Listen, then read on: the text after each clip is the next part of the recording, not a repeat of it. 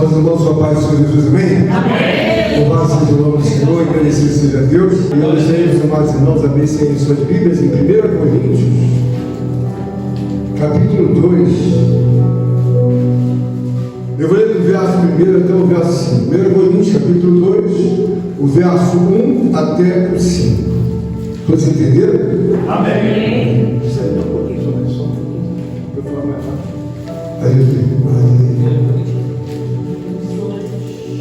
1 Coríntios, capítulo 2, vou ler do verso 1 até o verso 5. Amém. O título da palavra é O Caráter da Pregação de Paulo. Eu, irmãos, quando fui ter convosco, anunciando-vos o testemunho de Deus, não fiz com ostentação de linguagem ou de sabedoria, porque decidi nada saber entre vós, senão a Jesus Cristo e este crucificado.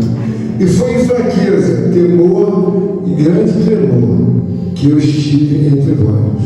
A minha palavra e a minha pregação não consistiram em linguagens persuasivas de sabedoria, mas em demonstração do Espírito de poder, para que a vossa fé não se apoiasse em sabedoria humana, e sim no poder de Deus. Amém? Nós sabemos, irmãos, que nós temos uma necessidade muito grande em nossas vidas que devemos dar prioridade. A necessidade é que nós possamos compreender o estado espiritual que realmente nós devemos ter de forma adequada para glorificar e também engrandecer a Deus. Ocorre que esse estado espiritual não é uma coisa fácil de você encontrar, uma vez que nós podemos ter às vezes algumas alternativas. E quando assim não meditamos na palavra de Deus, nós optamos pelas coisas mais erradas, quando assim deveríamos optar por o estado ao qual Deus nos dirige da sua palavra. Então o apóstolo Paulo começou a entender muito das pessoas, porque ele era, na verdade, e foi um grande, evangelista. Ele teve unido com vários tipos de pessoas. E esse tipo de pessoas que aqui estão na cidade de Corinto são pessoas de muita dificuldade de você lidar com elas. É um comportamento muito, digamos assim, forte, avançado, assim se eu posso dizer, em confrontar com o mundo. Eles tinham muito desejo, muita fome de dar continuidade àquilo que fizeram no mundo. Então, quando nós vemos aqui o apóstolo Paulo apresentando o caráter da pregação dele, ele já entende que eles não são pessoas muito fáceis, né? Que difícil às vezes a gente compreender. Às vezes você vai pregar um evangelho numa cidade muito, muito pequena, uma cidade bem pobrezinha, bem humilde. O que você imagina é que quando você chegar naquela cidade, eles vão voar em cima, dos pilares de Deus, das coisas de Deus. E aí você vai ganhando a experiência e você vê que não é assim. Eu já fiz, às vezes, inúmeras visitas, e aí você faz um apelo num lugar e você fala assim: todo mundo vai querer, irmãos, o Evangelho. Acontece exatamente o contrário. Nenhum deles quer o Evangelho. O Evangelho, irmãos, é uma obra que Deus nos dá, graça, para você entender. É um chamado que Deus nos coloca a todos nós a alcançar um estado espiritual. Ou seja, nós temos que alcançar o estado espiritual, como Paulo está dizendo aqui. E nos dias de hoje, é muito comum você ver que há uma forte tendência para que você e eu, todos nós, venhamos nos perder. Então nós estamos na geração dos super inteligentes. De todas as gerações que existiram até hoje, essa é a geração dos super inteligentes, onde tem naturalmente o auxílio da inteligência artificial. Todavia, irmãos, nunca, jamais, qualquer que seja a inteligência artificial ou coisa semelhante, nunca vai poder ser anulado o poder de Deus. Aleluia. Paulo entende de uma forma clara e veemente, porque quando nós fazemos assim uma retrospectiva, nós precisamos ver, irmão da Sé, que Deus vai desacelerando desde a fundação do mundo. Nós observamos o seguinte: o Deus de Abraão, Isaac e Jacó. Lá no início, Deus faz grandes sinais. Aí, quando vem o advento, na verdade, das leis, Moisés, começa a trazer lá o trabalho da parte de Deus, e a partir do livro de Êxodo ali, nós vemos então o nascimento de Moisés, e Moisés então encontra com Deus. Passado um tempo da escravidão, nós vemos um dos maiores sinais, o maior sinal que aconteceu na terra, o Mar Vermelho se abriu. Aleluia. Ali o povo, irmãos, estava muito próximo de Deus. Então o Mar Vermelho se abriu. Passado mais um tempo, Moisés veio a óbito. Então nós vemos o advento de Josué. Josué está com o povo. Josué herdou naturalmente os ensinos de Moisés, e ele sabia a temperatura que deveria seguir a Deus devido à santidade com que Moisés seguia a Deus. Então, na geração de Josué, Deus abre então o Rio Jordão. Então, nós vemos aqui: Moisés abriu o Mar Vermelho, e Josué, Deus abre o Rio Jordão. Mas aí o povo vai ficando mais distante. Não quer dizer que não tenham acontecido mais grandes sinais, mas os sinais vão diminuindo. Nos dias de hoje, a geração dos super inteligentes, ela é uma geração das pessoas que elas acham que não tem nenhuma importância orar, não tem nenhuma importância jejuar, não tem nenhuma importância conhecer a Deus. Então naturalmente, a geração mais fraca espiritualmente de todos os tempos. Nunca ocorreu no mundo uma geração tão fraca espiritualmente como essa. Por que eu digo isso, irmãos? O apóstolo Paulo, ele começou a entender, sabe, uma obra muito gloriosa. O estado espiritual de um homem é o que vai determinar, na verdade, o sucesso que ele tem diante de uma vida natural. Porque quando eu falo tal coisa, eu quero dizer que a geração dos superinteligentes, eles estão obesos. Obesos espiritualmente. Porque é muito comum você ver uma pessoa, crianças, todas as gerações, começarem de manhã cedo e até à noite agarrado naquele celular. Nós sabemos que a obesidade é o excesso, então consome tanto celular, tanta matéria, que a cabeça dele está desse tamanho. E cada vez mais. O que é propício a isso? Uma geração que não pensa de maneira nenhuma nos negócios sagrados de Deus. Então a obesidade espiritual nessa geração é uma obesidade que é algo rejeitável. Por que é algo rejeitável? Porque quando Deus nos dá a graça de compreender essa obra, nós precisamos entender que muitas coisas silenciosamente vão morar dentro da nossa vida, se assim nós tivermos uma obesidade espiritual. O que eu quero dizer, irmãos?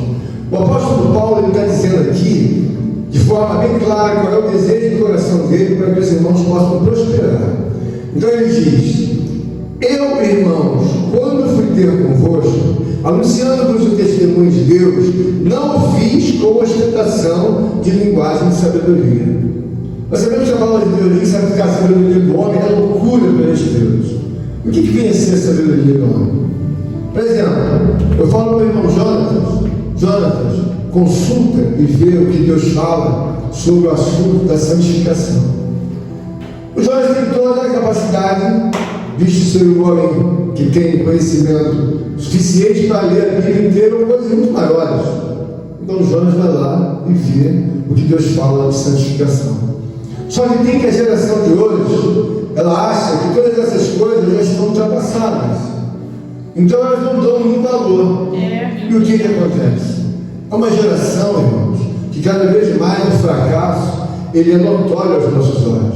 Nós vemos que no passado alguém tratava os homens de Deus com todo respeito, com toda veemência, e tem alguns até hoje que arrastam também essa ciência. Então nós olhamos e vemos que alguns homens eles querem ser um coach. Eles não querem ser um pastor, eles não querem ser um presbítero, um diabo, eles são coach. E outros são o quê? Palestrantes. Mas tanto um palestrante como um coach é alguém que traz mais a sabedoria humana do que propriamente a sabedoria de Deus. Então ele pode falar, mas você não vai ver escoar sobre ele a ciência de Deus. Eu quero mostrar aqui nessa palavra, irmãos, que quando nós olhamos para o apóstolo Paulo, ele já era um homem já de grande experiência. Então ele já passou em inúmeras cidades e ele começou a ver o que prosperava da parte de Deus e o que não prosperava. E na nossa vida, como nós aqui vemos hoje, a irmã Viviane, ela trouxe uma palavra extraordinária pautada em quê? Irmãos, Muitas coisas que nós não queríamos passar, nós temos que passar arraigados em Deus. Aleluia. Por que isso é uma coisa fundamental de você entender? Todos nós, irmãos. Quando eu trouxe a palavra, eu vi notoriamente que Deus já abriu um caminho para que nós possamos entender que muitas coisas elas são necessárias que nós sejamos como está escrito na Bíblia. Aleluia. E por que isso é importante, irmão José? Porque se não for assim, não vai funcionar. Quando nós olhamos para a geração de hoje, nós vemos que muitas coisas não funcionam. Elas funcionam ao contento do homem, mas depois elas desabam. Por que elas desabam? Elas não têm sustentação espiritual. E aqui nós vemos que Paulo, ele começou a entender a necessidade de não ir com ostentação de linguagem e sabedoria humana. O que ele entendeu? Que se eu for com a minha linguagem, sabedoria humana, a minha sabedoria humana, isso tudo vai desmontar. Tudo aquilo que é inicialmente, que você coloca a propositura de que você vai fazer, você já começa com o caminho errado. Por quê? Porque Paulo entende claramente que quando o homem começa a olhar para a palavra de Deus, ele começa a entender, eu não posso atropelar, irmão, claro, os preceitos de Deus. Então quando você vem com a tua sabedoria humana, ou eu venho com a minha sabedoria humana, de forma silenciosa, de uma forma soberba, eu quero atropelar os preceitos de Deus. Então se torna uma vida macabra, silenciosa, sobre a face da terra. Mas alguém vai dizer, mas eu não estou dentro da igreja? Sim, você está dentro da igreja. Paulo está recomendando aqui, de uma forma muito gloriosa, ele decidiu nada saber entre vós, entre os homens da cidade de Corinto. Eu não quero saber nada. O que você quer saber, Paulo? Eu decidi saber apenas Jesus Cristo e esse crucificado. Então, como nós desejamos saber Jesus Cristo e esse crucificado, nós precisamos entender bem claramente. Bom, você quer saber de Jesus Cristo e esse crucificado? Você vai ter que começar a construir uma vida que seja na temperatura espiritual que agrada a Deus. E aí existe uma coisa muito clara, que é comum entre os homens, às vezes não se encontrarem. Até mesmo quem está dentro da igreja, às vezes não se encontra. Mas alguém vai me perguntar, mas pastor, como assim não se encontra? Você tem a liberdade de construir a sua vida espiritual, a sua casa espiritual. Deus está dando a liberdade para José construir a casa dele. José vai para essa casa para cima e para baixo. Vai para casa, volta, vem para a igreja, a casa dele está ali. Essa casa espiritual, segundo a graça de Deus, Paulo observou que essa casa não pode ser de maneira nenhuma uma casa baseada na sabedoria humana dele. Então, quando ele vai para cima e para baixo, Paulo está construindo uma casa construída espiritualmente. Você vai pegar cada oráculo da palavra de Deus e você vai digerir, e aquilo nunca mais vai sair da sua vida. Bom, coloquei um tijolo, fiz o alicerce. Com o quê?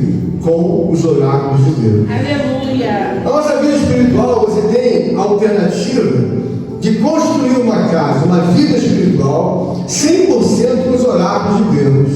Coloquei o quê? Um tijolo. A irmã Viviane disse aqui, de forma bem clara, que a gente deveria recorrer ao tijolo, ao oráculo espiritual do Salmo 40. Porque ela disse, bom irmãos, não está tudo bem, mas a saída que nós temos, qual é a saída? Saída é esperar. Aí você vai ao oráculo do Salmo 40, abraça aquele oráculo e diz, Senhor, não posso sair daqui. Esperei com paciência no Senhor, ouviu o meu clamor, tirou-me de um lago de lodo horrível. Glórias a Deus. Horrível e horrível. Glórias a Deus. Bom, eu coloquei esse oráculo, eu coloquei esse tijolo na minha vida. Eu não vou tirar mais. Mas olha bem, irmãos, que Deus é uma pessoa que Ele te dá liberdade. Ele te dá uma liberdade para você, naturalmente, em direção à salvação. Mas nesse momento, em que quando se dá a devida obesidade espiritual, você pode construir uma vida, irmã Flávia, com os oráculos, com os tijolos da corrupção. Então você pode empregar na sua vida, dentro da sua casa, um castigo que não deveria ser empregado para o seu filho. Ora, a Bíblia diz que nós devemos cuidar dos filhos, mas não despertar a ira dos filhos.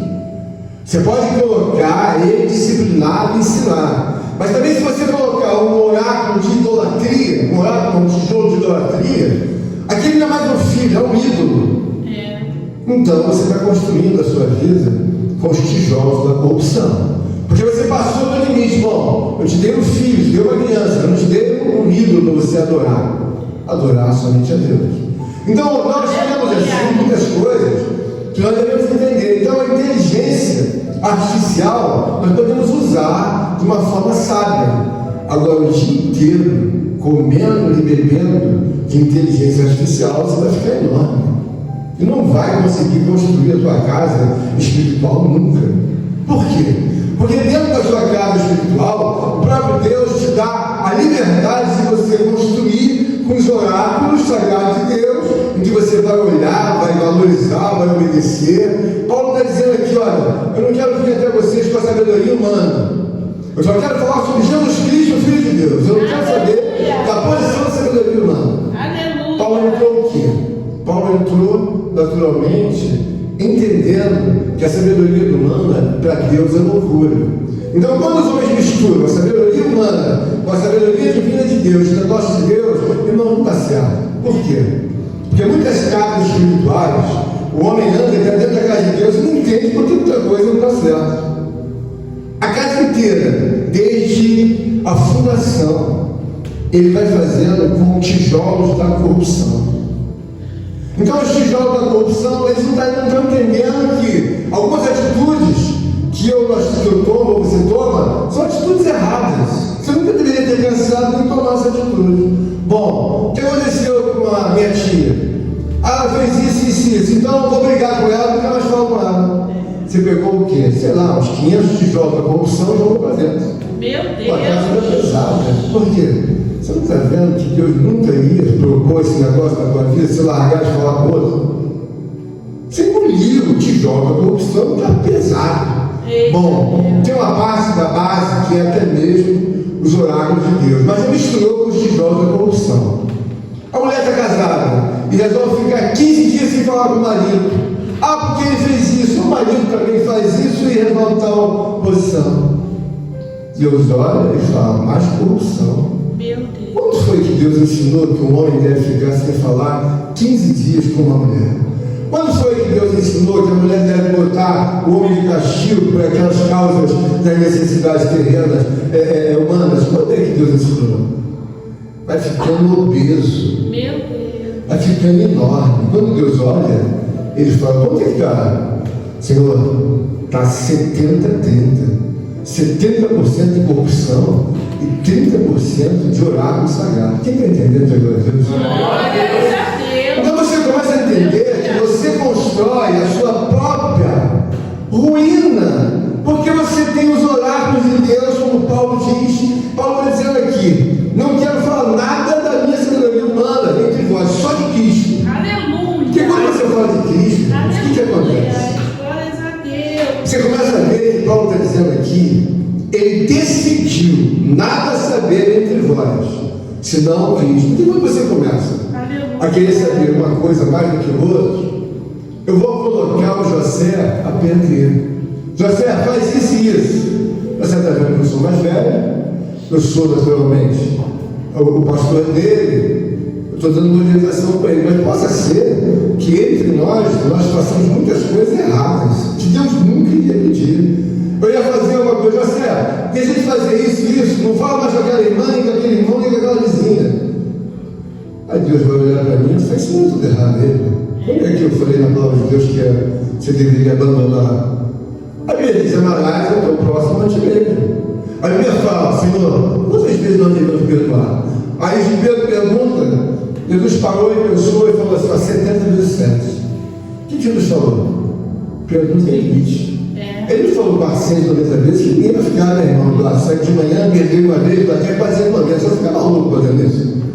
Deus falou, Pedro vai entregar, tem que perdoar tudo. Aleluia. Pedro, tem que perdoar tudo. Ah, Pedro, tem que perdoar, acabou. Glória a Deus. Mas só que tem que você consome a corrupção. E a tua casa espiritual, quando Deus olha, é igual um gráfico. Você olha, quando aquele gráfico está apontando subir, ele está ali lá em cima do topo. Aí quando ele diz que desceu aquele momento desceu a estatística, vai embaixo. Aí Deus olha e fala, quanto é que está essa moça construída? Aí no mundo invisível de Deus olha para você e fala assim, olha, essa moça olha só, 80% de corrupção. Tem 20 de oráculo sagrado. Espiritualmente, você tem que entender o seguinte: não há nada maior do que o mundo espiritual no sentido de modernidade. Porque você imaginar que esse mundo de hoje faz, o mundo de Deus vai estar anos-luz na frente. O que Paulo aqui entendeu, de uma forma muito gloriosa, é que a soberba é algo silencioso. Você anda com a soberba guardada de você, ninguém está vendo, com os olhos assim da carne. Mas Deus vê e fala assim, olha como quer ser grande. Quer ensinar tudo, sabe tudo.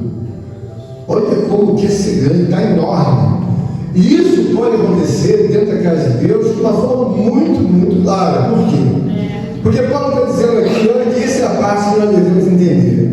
E foi em fraqueza, temor e grande temor que eu estive entre vós. Ou seja, Paulo teve fraqueza. O que a fraqueza demonstra, irmão? Meu Deus. A fraqueza está demonstrando para mim que Deus está me colocando numa posição, como disse a irmã Viviane, e a irmã Rosângela trouxe um reflexo ali da palavra de Deus, que você tem que se colocar numa posição que seja adequada para Deus, não é o que queira ser.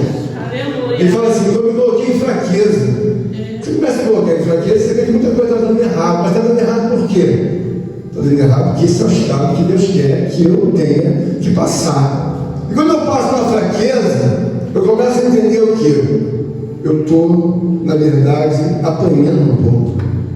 E como disse o irmão Leandro, irmão, nós podemos até apanhar, você tem que apanhar, mas entender o porquê que você está passando. Aleluia. Por que eu estou passando numa fraqueza? Nada para mim vai anunciar, preciso passar. Porque quer errado. Eu tenho colocado muito a sabedoria humana. Meu Deus. Eu acho, na verdade, que eu tenho que fazer assim, assim, assado. Só que tem a construção de uma vida espiritual. Jesus mesmo falou lá atrás, no Evangelho de Mateus, que nós devemos construir uma casa na rocha. Aleluia. Irmãos, é muito fácil construir uma casa na areia. Você sabe que ela é rápido, mas só que tem mais barato, só que ela vai cair. Mas é muito mais fácil, não falar. Nós temos aqui um construtor, o irmão José, desculpe, José. E aí o que acontece? Construir uma casa na areia, irmãos, é rápido demais. Vai ficar pronta muito rápido. Deus. Só que vai vir o vento. Vão vir as enchentes. Vão vir os temporais. Irmãos, quem manda em enchente não é o homem, nem o diabo. Aleluia. Quem manda em temporal não é o diabo, nem o homem. Agora, os ventos e as perseguições é Deus que permite. Então você tem que estar com uma casa devidamente plantada, como Paulo entende que a casa está. Então ele diz assim, e foi em fraqueza, porque ele se anulou. Paulo, na verdade, ele está se esvaziando. Há momentos que você tem que entender, e eu e todos nós, se você não se esvaziar, a sua casa vai ficar cada vez mais propícia a ser derrubada e ser destruída. Qual é o Deus que vai favorecer uma casa pautada em corrupção? Uma casa pautada em corrupção é uma vida na contramão de Deus. Quer disputar território comigo? Vamos medir mais forte? Se é a corrupção, se é a santidade. Deus bota para baixo, é claro, a corrupção. Só que tem que às vezes as coisas levam tempo. Mas Paulo já tem a ciência, ele diz aqui, e foi fraqueza, temor e grande tremor que eu estive entre vós. Paulo falou assim, eu cheguei em vocês esvaziado. Eu sabia que, na verdade, não era eu que poderia fazer nada, mas o santo, onipotente poder de Deus. Então, quando a pessoa começa a entender por que você tem fraqueza, Deus está permitindo me mostrar que eu não sou nada. Mas daí, eu pensava que eu era alguma coisa. Não, você não é, você está em fraqueza. Quando você entende, então, que Paulo fala que a fraqueza, ele começa a trazer algo extraordinário, porque eu começo a me esvaziar. Deus nos colocou na igreja. Se eu começar a achar que eu sou um fenômeno de negociação, de administração, Deus fala, vou colocar você na prova. Por quê? Você tem que entender que você é mais fraco do que qualquer coisa que você possa imaginar. Aleluia. Mas quem é que é forte? Forte sou eu. A força é minha, o poder é meu. vidas dentro de nós. E aí você faz uma casa construída com corrupção.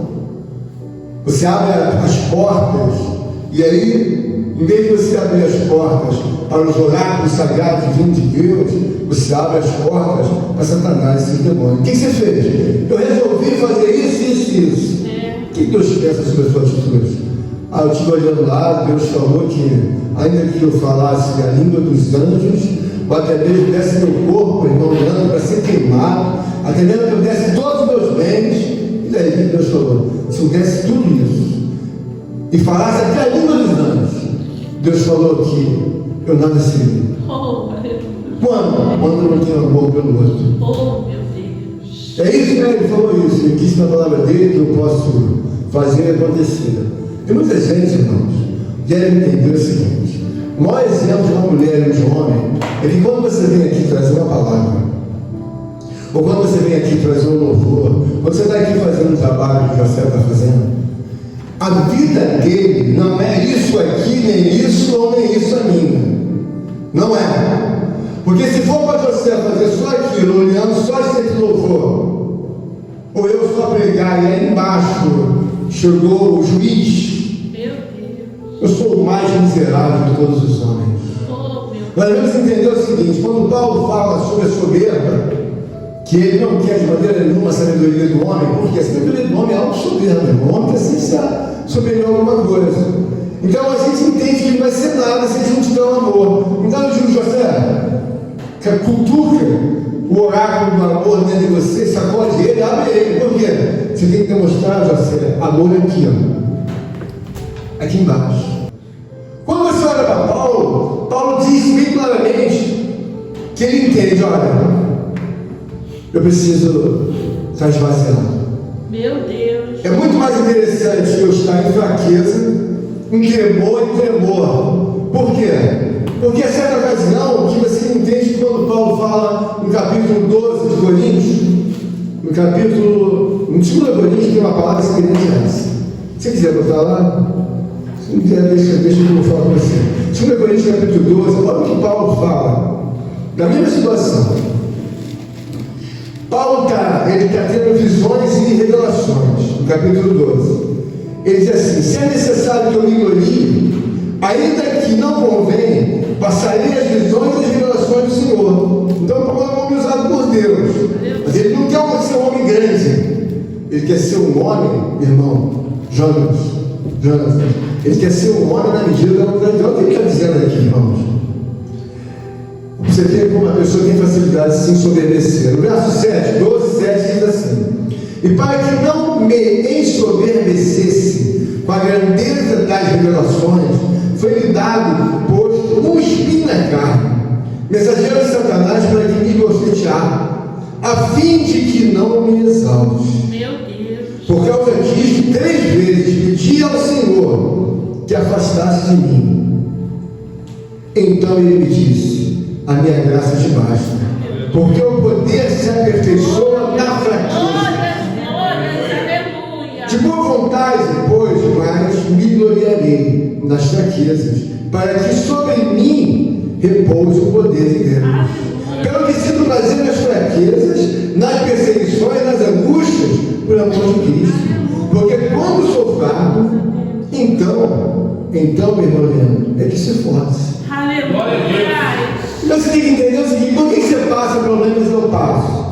É claro, irmãos, que tem a prova. Mas em certas ocasiões você tem que adequar a tua temperatura espiritual para que você não venha se ensoberbecer. Porque dentro de um contexto da construção da vida espiritual, possa ser, irmãos, você não tem nem ideia que você pega todo dia o tijolo da corrupção e constrói a sua casa.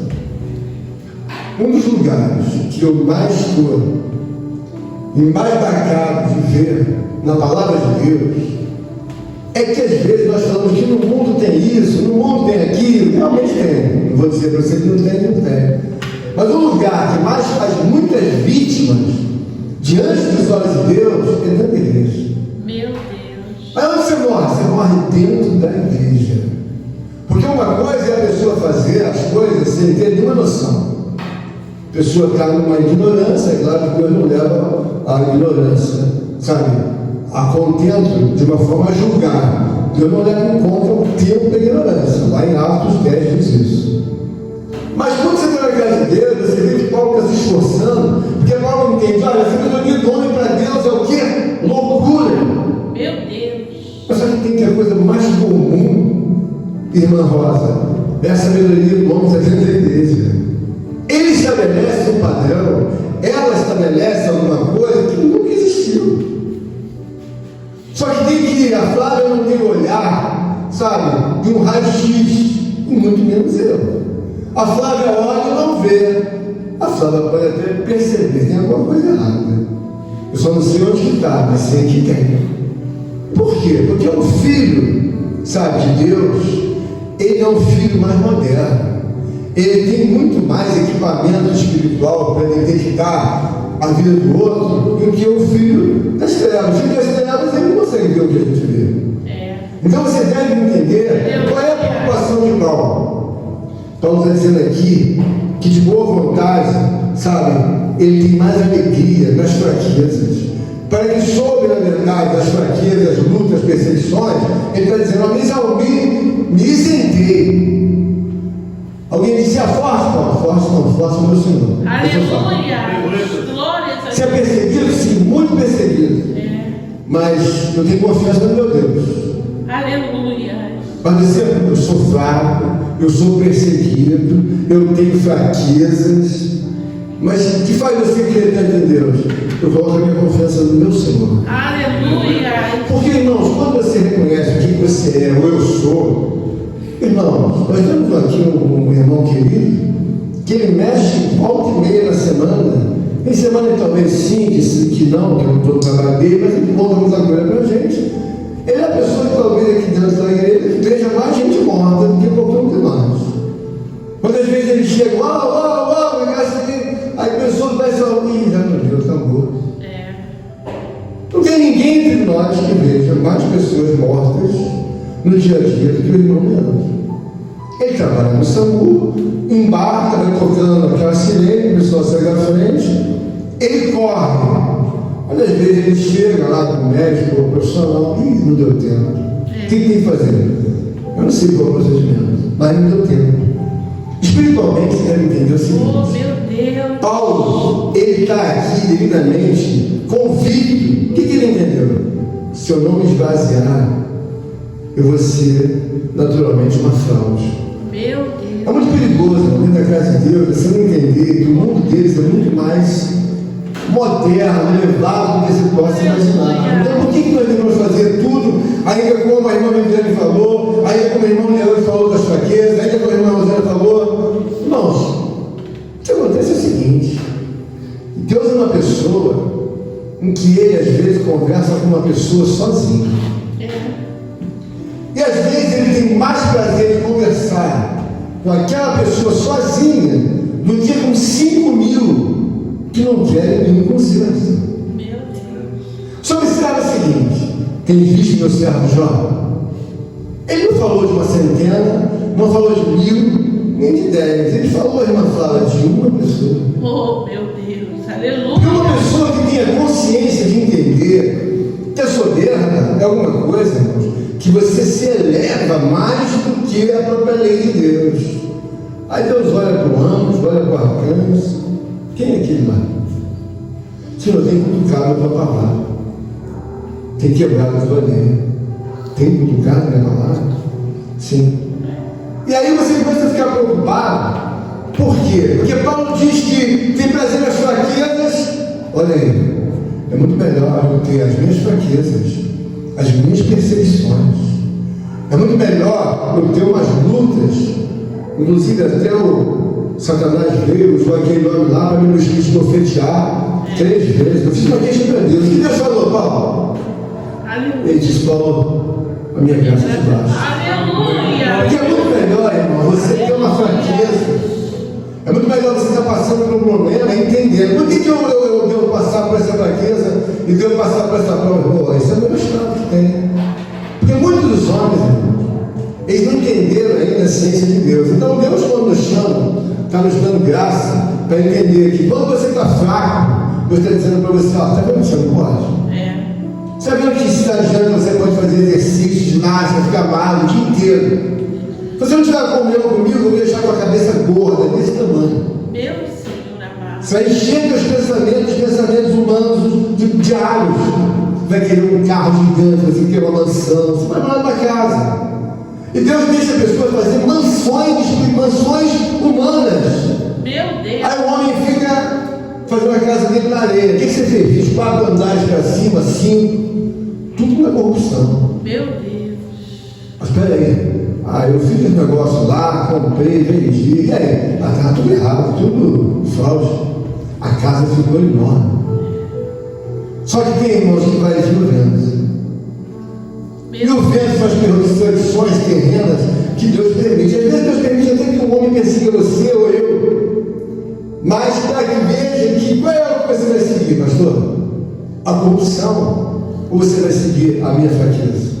Senhor, eu prefiro seguir a minha fraqueza. Paulo está recebendo vários socos durante o dia. 3 vezes por dia, vem aquele homem endemoniado e profetizava ele. O que Paulo poderia devolver? Irmão, tem coisa que eu sei que não é fácil. Paulo poderia dizer o seguinte: eu vou te profetizar, eu vou montar nele e vou te segurar a cabeça dele. Esse homem nunca mais vai fazer isso comigo. Ele orou, pediu: Senhor, esse homem aí usado pelo Satanás tem me profetizado 3 vezes por dia. Meu Deus, E aí quando Deus responde a Paulo, no texto ele diz a Paulo, a minha graça te basta. aleluia. Irmão, não foi a resposta que nós às vezes imaginamos que devemos fazer. Eu sei que isso é muito difícil, não é uma coisa fácil. Mas o que eu quero trazer aqui é que você entenda que por que você às vezes está passando tanta prova? Pastor, me explica isso, se não interessa. Eu estou sendo provado. Deus quer saber se eu sou o que sou, o que prego aqui em cima, se tem esse amor verdadeiro, meus irmãos. E quando eu oro, eu peço por todos, é com amor você faz isso porque quer a minha obra como negócio para você. Meu Deus. Mas você pode entender o seguinte: existe muito caminho de fraude, caminho de uma obra que Deus não quer que prospere entre nós. Eu estou aqui. Se eu uso esse púlpito aqui para me enriquecer, para ganhar o que tem que ganhar, o que não tem que ganhar, é claro que Deus vai me mandar voar daqui. Ele coloca o homem para pregar, ele coloca o homem para entender que você pode entrar nessa igreja aqui, vir aqui falar, só os irmãos do Pai do Senhor, visita, mas vai embora. Irmão, você entrou aqui, isso aqui não é mercado. Meu Deus. Isso aqui não é um comércio, você entra, senta. Senhor, estou precisando de uma casa, de um carro, estou precisando de um automóvel, estou precisando de um casamento, noivado. Peraí. Oh, meu Pai. Você não está vendo que aqui tem uma pessoa? Mas, pastor, eu não estou vendo. Nossa, tem que ter fé. Aqui tem uma pessoa. Essa casa pertence a uma pessoa. Glória a Deus. Então, a minha relação, conforme mostra a palavra de Deus, é que eu tenho que me relacionar com a pessoa de Deus. Aleluia. Qualquer igreja que você for, você tem que entender a pessoa de Deus. São 3 pessoas juntas que elas se relacionam e nenhuma delas tem nunca problema com nenhum deles. O pai se relaciona com o filho. O filho se relaciona com o Espírito Santo. Aleluia. É uma família real divina que está no céu e comanda o universo. Aleluia. Estão dentro da igreja. Você acha que é justo você entrar, sair, ouvir a palavra, fazer o vídeo do mercador, lá fora faça o que quer? Você acha que eles são algum bobo? Você acha que Deus é algum bobo, irmãos? Meu Deus. Você acha que um homem poderoso como Deus, general de guerra, que arrasta um trovão, joga no trovão, aí o outro fala assim, pá, pá, Aleluia. é relâmpago para tudo que é lá, você acha que ele é algum bobo que vai deixar você entrar no erro, entra e sai, e depois eu não faço nada, eu fico na minha casa, abraço a minha esposa querida, meus filhinhos, sento lá na televisão. E o culto no lar dos irmãos? Que culto, irmão? Deixa lá. Vou ficar sentadinho aqui. Meu Deus. E aquela irmã que precisava de uma ajuda? E o pastor lá que está precisando do irmão no trabalho? E a irmãzinha que a gente precisa ajudar? Aleluia. Irmão José está precisando de oração. Vai na casa do irmão José. Ah, irmãos, deixa o irmão José lá, deixa a irmãzinha lá. Irmãos, Deus é uma pessoa justa. Quando Paulo entendeu que as fraquezas é que davam a ele uma temperatura de esvaziamento, Paulo entendeu bem claramente: vou ficar apoiado nas fraquezas, Aleluia. nas perseguições. Aleluia.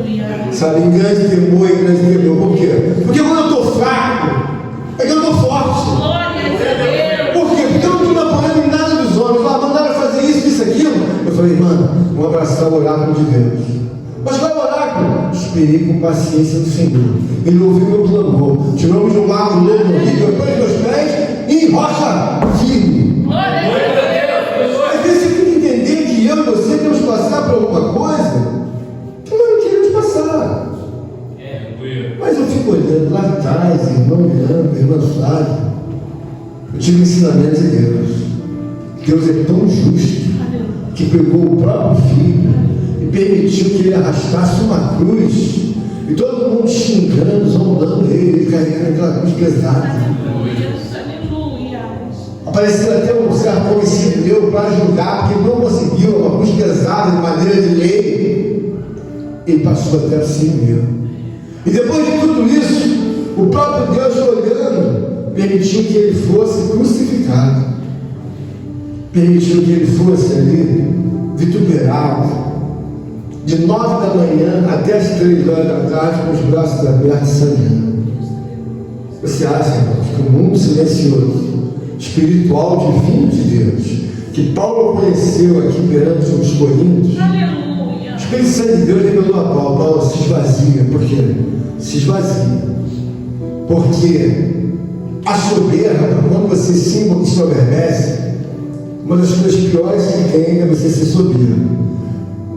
A soberba vem do diabo. Mas na ocasião, eu estava expulsando um demônio de uma mulher. O diabo manifestado naquela mulher falou assim para mim: você sabe porque eu caí, né? Aí eu não falei nada, fiquei quieto. Ele falou: então, eu caí por causa do meu orgulho, da minha soberba. O que você imagina? Lúcifer está sentadinho, quietinho no canto dele lá, no trono dele, como Deus, menor, mas estava sentado. Irmãos, todas as doutrinas, as leis de Deus que estavam no céu, estavam todas perfeitas. Daqui a pouco, veio o pensamento no coração do Lúcifer. Ele olha para aquele rei, aí vem alguma coisa na cabeça dele: você é maior do que Deus. Meu Deus. Que isso, Lúcifer? Você é maior do que ele. Vou subir no mais alto de todos os lugares desse sábado. Você é maior do que ele. Quando nós olhamos e lembramos para Lúcifer, o que ele fez, de uma forma silenciosa, induzida pelo mal, você se torna uma pessoa soberba. Meu Deus. Faz isso mesmo, você é o melhor, você é o maior de todos na igreja. Não tem ninguém maior do que você. Meu Deus. Você é o que mais sabe, você é o que é mais sofredor, você é o que é mais justo ou justa. Deus olha e fala: não, querido, não, amado, você não é mais justo que ele, não. Você não é, nem você, moça, você não é. Paulo então recomenda o quê? A gente precisa se esvaziar. Esvaziar é uma coisa muito oportuna para todos nós. Aleluia. Hoje é um dia de você colocar um ponto final na tua obra. Glória a Deus. Pastor, peraí, você vai colocar um ponto final. Você vai entender que eu estou aqui pregando. Não, eu vou descer. Eu não acho que eu não sou nada.